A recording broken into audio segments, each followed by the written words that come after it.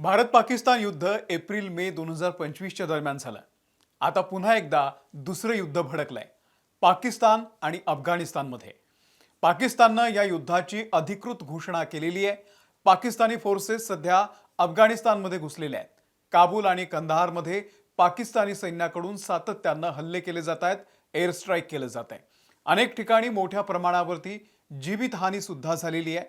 आपल्याला माहिती आहे की सध्या अफगाणिस्तानमध्ये तालिबानची सत्ता आहे आणि तेव्हापासूनच पाकिस्तानच्या पश्चिम सीमेवरती म्हणजे खैबर पख्तूनख्वामध्ये अफगाणिस्तान आणि पाकिस्तान हे समोरासमोर आलेले आहेत. हा जरा नीट विवाद काय आहे ते समजून घेऊयात. कारण जसा आपला काश्मीरचा मुद्दा आहे अगदी तसाच अफगाणिस्तानसाठी सुद्धा हा खैबर पख्तूनख्वाचा भाग आहे. पाकिस्तानला नेमकं काय हवंय, पाकिस्तानचं नेमकं म्हणणं काय, अफगाणिस्तानला काय हवंय, नेमकं काय घडतं, या युद्धाचे परिणाम आपल्यावरती काय होणार आहेत हे जरा सविस्तर या व्हिडिओमधून समजून घेऊयात. व्हिडिओ शेवटपर्यंत बघा. नमस्कार, मी अमोल किन्होळकर. आपण पाहत आहात महाराष्ट्र टाइम्स ऑनलाईन. सुरुवातीला हे समजून घ्या की हा एअर स्ट्राईक पाकिस्ताननं अफगाणिस्तानवरती केलाय आणि ते सुद्धा अफगाणिस्तानच्या अगदी आतमध्ये घुसून ही कारवाई करण्यात आलेली आहे. अफगाणिस्तानची राजधानी आहे काबूल, त्या ठिकाणी ही चढाई केलीच आहे. परंतु दुसरीकडे कंदाहारमध्ये, म्हणजे जर तुम्ही नकाशावरती बघितलं तर तुम्हाला कळेल की किती आतमध्ये घुसून पाकिस्तानी सैन्यानं अफगाणिस्तानमध्ये फायटर जेट्सच्या मदतीनं ही बॉम्बिंग केलेली आहे आणि या ऑपरेशनला नाव दिलेलं आहे गजब लिल हक. गेल्या काही दिवसांपासून अफगाणिस्तानकडून पाकिस्तानवरती वारंवार अटॅक केले जात होते असा आरोप पाकिस्ताननं सातत्यानं केलेला आहे. आता पाकिस्तानचे नेते खुलेपणानं सांगतायत की it's a open war situation नाव. खरं तर 5 दिवसांआधीच पाकिस्ताननं अफगाणिस्तानच्या पक्तिका आणि नंगरहारवरती हल्ले केलेले होते आणि त्यानंतर अफगाणिस्ताननं सांगितलेलं होतं की आम्ही याचा बदला घेणार. काल संध्याकाळपासून बातम्या येत होत्या की अफगाणिस्ताननं पाकिस्तानच्या सीमेवरती आउटपोस्ट ताब्यात घेतलेल्या आहेत. सीमेवरती उत्तर दिलं, ज्यामध्ये अनेक सैनिकांची जीवितहानी झालेली आहे असं त्यांचं म्हणणं होतं. आणि पाकिस्ताननं सुद्धा हे मान्य केलेलं होतं की अफगाणिस्तानकडून एक कारवाई सीमेवरती केली जाते आहे. अफगाणिस्तानच्या पाकिस्तानी हद्दीमध्ये नेमक्या कारवाया होत आहेत आणि त्यावरती पाकिस्तानी सैन्य दलानं ठरवलं की आता आपण या सगळ्याचं उत्तर द्यायचंय आणि शेवटी आजपासून हे युद्ध भडकलेलं आहे.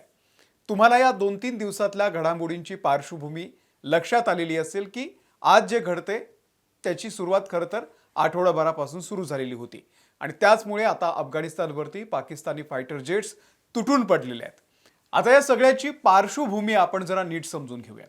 जसं आपल्याकडे काश्मीरचा मुद्दा आहे, पाकिस्तान दावा करतं की हा आमचा भाग आहे, अगदी तसंच अफगाणिस्तानच्या सीमेवरती खैबर पख्तूनख्वाचा जो भाग आहे, जो पाकिस्तानच्या हद्दीमध्ये आहे, त्यावरती अफगाणिस्तान आपला हक्क सांगतं. पाकिस्तानमध्ये तहरीक-ए-तालिबान नावाची एक संघटना आहे. तहरीक-ए-तालिबान पाकिस्तान या संघटनेचे अनेक लोक आहेत आणि या सगळ्यांना अफगाणिस्तानच्या तालिबान सरकारचा फुल सपोर्ट आहे. आता या दोघांची विचारधारा समान आहे. TTPला वाटतं की पाकिस्तानचं जे काही सरकार आहे त्याला आता आपण उलथवून टाकलं पाहिजे, पाकिस्तानमध्ये शरिया कायदा लागू केला पाहिजे, हा त्यांचा अजेंडा आहे. 2021 मध्ये अफगाणिस्तानमध्ये तालिबानचं सरकार आलं आणि तेव्हापासून पाकिस्तानमधल्या या तहरीक-ए-तालिबान पाकिस्तान म्हणजे TTP संघटनेला मोठी ताकद मिळाली. पाकिस्तानच्या या सीमेवरती खैबर पख्तूनख्वामध्ये वारंवार कारवाया होत होत्या. 2021 ते 2025 पाकिस्तानचं मोठं नुकसान या भागात झालेलं आहे. त्यांचे अनेक सैनिक आणि सर्वसामान्य लोकांची सुद्धा मोठ्या प्रमाणावर जीवितहानी झालेली आहे. आता अफगाणिस्तानचं असं म्हणणं आहे की आमचं आणि TTPचं काही देणं घेणं नाही आहे, पण हा तणाव गेल्या 5 वर्षांपासून वाढलेला आहे. शेवटी आज फुल फ्लेज वॉर हे सुरू झालेलं आहे. पाकिस्ताननं गजब लिल हक हे ऑपरेशन आता सुरू केलं आहे. त्यात नेमकं काय घडतंय तर अफगाणिस्तानच्या मिलिटरी कॅम्पवरती एअर स्ट्राईक केला जातोय. स्पेशली काबूल आणि कंदाहार ही 2 मोठी शहरं आहेत अफगाणिस्तानमधली, त्यांना टार्गेट केलं जात आहे. पाकिस्ताननं ड्रोन सर्व्हेलन्स, सॅटेलाइट ट्रॅकिंग अशा आधुनिक पद्धतींचा सुद्धा या युद्धामध्ये सहभाग केलेला आहे, अवलंब केलेला आहे. एकंदरीतच पाकिस्ताननं आता आरपारची लढाई सुरू केलेली आहे. पाकिस्तानचे संरक्षण मंत्री आहेत ख्वाजा आसिफ यांनी ओपन वॉरची घोषणा केलेली आहे आणि पाकिस्तानचे पंतप्रधान शहबाज शरीफ यांनी देखील या वृत्ताला दुजोरा दिलेला आहे. आता पलीकडे म्हणजे अफगाणिस्तान आहे, तिथे तालिबानचं सरकार आहे. ते सुद्धा काय गप्प बसणाऱ्यातले नाहीये, कारण या एअर स्ट्राईकमध्ये अनेक नागरिकांची जीवितहानी झालेली आहे. ही विसरता कामा नाही.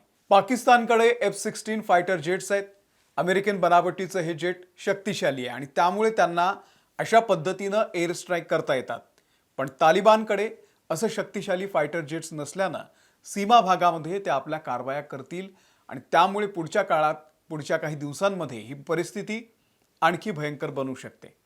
आजपर्यंतच्या पाकिस्तान अफगाणिस्तानच्या तणावातली ही सर्वात गंभीर परिस्थिती आहे, कारण पाकिस्ताननं अफगाणिस्तानच्या महत्त्वाच्या शहरांना आता टार्गेट केलेलं आहे. एअर पॉवर पाकिस्तानकडून डिप्लॉय केले गेलेले आहेत. ओपन वॉरची धमकी दिली जाते आणि त्यामुळे परिस्थिती आणखी बिघडणार आहे. या सगळ्याची पार्श्वभूमी बघितली तर आपल्याला कळेल की दुरंद लाईन जी आहे पाकिस्तान आणि अफगाणिस्तानच्या मधली, या दुरंद लाईनचा हा सगळा वाद आहे.